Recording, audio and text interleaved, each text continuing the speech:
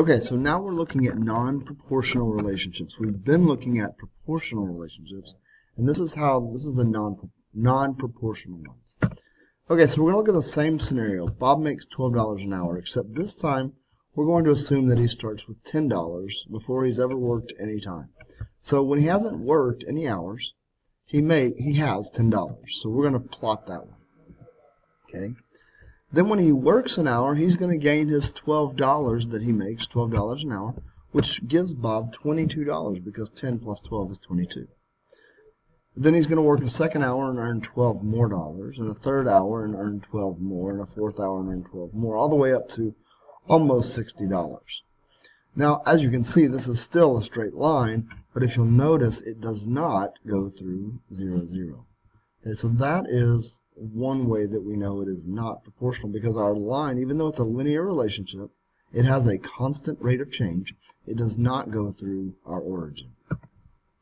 So when the line does not go through the origin, we call that a non-proportional relationship. Once again, here's that picture. Same picture. Straight line does not go through the origin. That is a non-proportional relationship.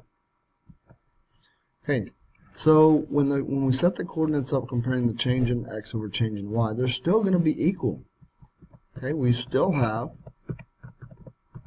I'm not sure what order I did that in, but that's okay. All right, we still have our changes. All of my changes in y are 12. All of my changes in x are 1, which means that all of my ratios are going to be 12 to 1. So it's still linear.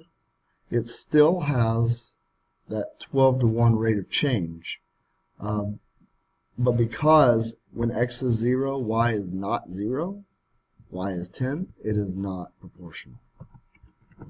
Okay, so even if we change our y's, even if our change in y to change in x ratios are different, we can still see if those are equivalent. Okay, again, 0 to 10, 1 to 22, now 3 to 46. So here are our, I don't know.